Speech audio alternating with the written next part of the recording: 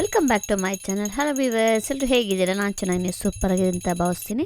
Viewers, ಇವತ್ತು ದೇವ್ರ ಮನೆಗೆ ಸಂಬಂಧಪಟ್ಟಿರೋಂಥ ಕೆಲವೊಂದು ಟಿಪ್ಸ್ ಕೊಡ್ತೀನಿ. ತುಂಬಾ ಯೂಸ್ ಆಗುತ್ತೆ. ಕೊನೆವರೆಗೂ ನೋಡಿ, ಸ್ಕಿಪ್ ಮಾಡಿದೆ. ಯಾವುದೋ ಒಂದು ಟಿಪ್ ನಿಮಗೆ ಯೂಸ್ ಆಗುತ್ತೆ. ಈಗ ಮೊದಲನೇ ಟಿಪ್ ನೋಡೋಣ.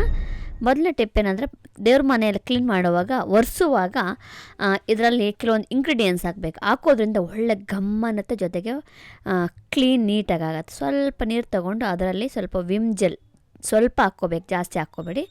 ಆಮೇಲೆ ಪಚ್ಚ ಕರ್ಪೂರ ಸ್ವಲ್ಪ, ಆಮೇಲೆ ಇಲ್ಲಿ ಜವಾದು ಪೌಡರ್, ಇದು ಗ್ರಂಥಿಗೆ ಅಂಗಡಿಯಲ್ಲಿ ಸಿಗುತ್ತೆ. ಪಚ್ಚ ಕರ್ಪೂರನೂ ಅಷ್ಟೇ ಗ್ರಂಥಿಗೆ ಅಂಗಡಿಯಲ್ಲಿ ಸಿಗುತ್ತೆ. ಈ ಜವಾದು ಪೌಡ್ರ್ ಅಂತೂ ತುಂಬಾ ಒಳ್ಳೆ ಗಮ್ಮಂತ ಸ್ಮೆಲ್ ಬರುತ್ತೆ. ಇದು ನ್ಯಾಚುರಲ್ ಆಗಿರೋದ್ರಿಂದ ಯಾವುದೇ ರೀತಿ ಹಾನಿ ಆಗೋಲ್ಲ. ನಂತರ ಇದೇನಪ್ಪ ಅಂತ ಹೇಳಿದ್ರೆ, ನಾನಿದು ಕಾಶಿಯಿಂದ ತರಿಸಿರುವಂಥ ನೀರು. ಈ ನೀರನ್ನ ಸ್ವಲ್ಪ ಯಾವುದಾದ್ರೂ ಅಂಟು ಅಂದರೆ ಏನೇನಾದರೂ ಅಂಟು ಮುಂಟು ಇರುತ್ತೆ ಆ ಟೈಮಲ್ಲಿ, ಈ ಗ್ರಹಣ ಆದ ಟೈಮಲ್ಲಿ ನಾನು ಇದನ್ನು ಯೂಸ್ ಮಾಡ್ತೀನಿ ಒರೆಸೋದಕ್ಕೆ.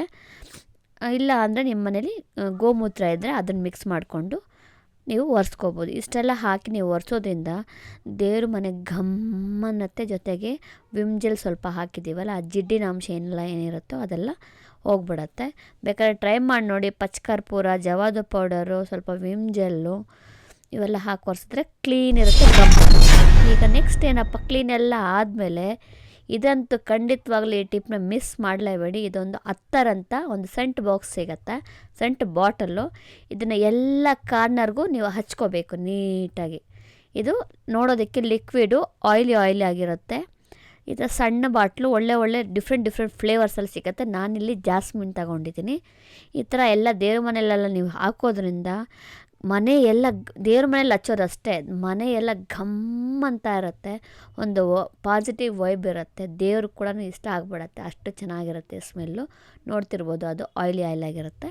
ಇದನ್ನ ತೊಗೊಂಬಂದು ಈ ಥರ ಕ್ಲೀನ್ ಮಾಡಿದ್ದಾದ್ಮೇಲೆ ಯೂಸ್ ಮಾಡ್ಕೊಳ್ಳಿ. ನೆಕ್ಸ್ಟ್ ಏನಪ್ಪ ಅಂದರೆ, ಕ್ಲೀನೆಲ್ಲ ಆದಮೇಲೆ ದೇವ್ರ ಫೋಟೋಗಳಿಗೆ ಅರಿಶಿನ ಕುಂಕುಮ ಇಡಬೇಕಲ್ಲ, ಆ ಟೈಮಲ್ಲಿ ಈ ಥರ ಮಾಡಿ ಮೊದಲಿಗೆ ಸ್ವಲ್ಪ ಗಂಧ ಹಾಕ್ಕೊಳ್ಳಿ. ಅದರಲ್ಲೇ ಸ್ವಲ್ಪ ಪಚ್ಚ ಕರ್ಪೂರ, ಚಿಟಿಕೆ, ಜಾಸ್ತಿ ಹಾಕ್ಕೋಬೇಡಿ, ಚಿಟಿಕೆ ಅಷ್ಟು ಹಾಕ್ಕೊಳ್ಳಿ. ಇದು ಅಷ್ಟು ಒಂದು ಒಳ್ಳೆ ಗಮ್ಮನತ್ತೆ. ಜೊತೆಗೆ ಜವಾದು ಪೌಡ್ರ್ ಹಾಕೋದ್ರಿಂದ ಗಮ್ಮನತ್ತೆ. ನಂತರ ನಾನಿಲ್ಲಿ ನೀರು ಯೂಸ್ ಮಾಡ್ತಾ ಇಲ್ಲ, ರೋಸ್ ವಾಟ್ರನ್ನ ಹಾಕಿ ನಾನು ಮಿಕ್ಸ್ ಮಾಡ್ತಾಯಿದ್ದೀನಿ. ಕನ್ಸಿಸ್ಟೆನ್ಸಿ ನೋಡಿಕೊಂಡು ಮಿಕ್ಸ್ ಮಾಡ್ಕೊಳ್ಳಿ. ಜಾಸ್ತಿ ನೀರು ಇರಬಾರ್ದು, ಜಾಸ್ತಿ ಗಟ್ಟಿನೂ ಇರಬಾರ್ದು. ಈ ಥರ ನೀವು ಮಿಕ್ಸ್ ಮಾಡಿ ಬಟ್ಟೆ ಇಡೋದ್ರಿಂದ ಬೇಗ ಉದುರೋದಿಲ್ಲ. ಸ್ಟಿಕ್ಕರ್ ಥರನೇ ಬಿದ್ದೋಗ್ಬಿಡತ್ತೆ.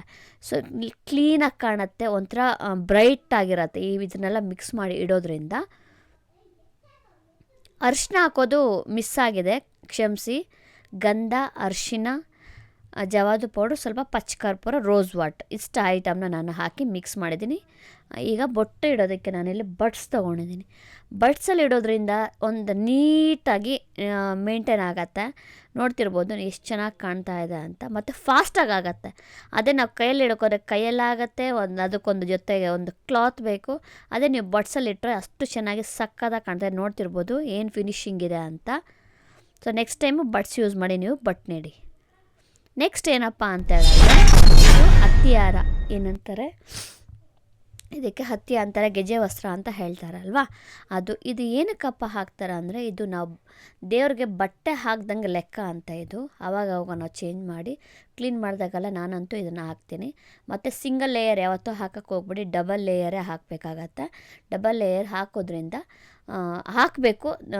ನೋಡ್ತಿರ್ಬೋದು. ಇದನ್ನು ಹಾಕೋಕ್ಕೆ ಮೊದಲು ಹಿಂದ್ಗಡೆ ಅಂಟಿಸೋದುವಾಗ ಸ್ವಲ್ಪ ಅರಿಶಿನ ನೀವು ಹೆಂಗೂ ಮಿಕ್ಸ್ ಮಾಡ್ಕೊಂಡಿರ್ತೀರಲ್ಲ, ಅದನ್ನೇ ಸ್ವಲ್ಪ ಹಾಕಿ ನೀವು ಅಂಟಿಸೋದ್ರಿಂದ ನೀಟಾಗಿ ಸ್ಟಿಫಾಗಿ ನಿಲ್ಲತ್ತೆ. ಅದ್ರ ಮೇಲೆ ಬೇಕಾದ್ರೆ ನೀವು ಕುಂಕುಮ ಇಟ್ಕೊಂಡ್ಬಿಟ್ರೆ ಚೆನ್ನಾಗಿ ಕಾಣ್ತಿದೆ. ನೋಡ್ತಿರ್ಬೋದು ಎಷ್ಟು ಲಕ್ಷಣವಾಗಿ ಕಾಣ್ತಾ ಇದೆ ಅಂತ. ನೆಕ್ಸ್ಟ್ ಟೈಮು ನೀವು ದೇವ್ರ ಮನೇಲಿ ಕ್ಲೀನ್ ಮಾಡುವಾಗಲಿ, ಏನಾದರೂ ಕೆಲಸ ಮಾಡಬೇಕು, ದೇವ್ರ ಮನೆ ಕೆಲಸ ಮಾಡಬೇಕಂದ್ರೆ ಈ ಟಿಪ್ಸ್ನೆಲ್ಲ ಬಳಸ್ಕೊಳ್ಳಿ. ಇವತ್ತಿನ ವಿಡಿಯೋ ಇಷ್ಟ ಆಗಿದೆ ಅನ್ಕೋತೀನಿ. ಇಷ್ಟ ಆಗಿರೋ ಒಂದು ಲೈಕ್ ಕೊಡಿ. ಯಾವ ಟಿಪ್ ಇಷ್ಟ ಆಯಿತು ಅಂತ ಕಮೆಂಟ್ ಬಾಕ್ಸಲ್ಲಿ ಕಮೆಂಟ್ ಹಾಕಿ. Thank you very much.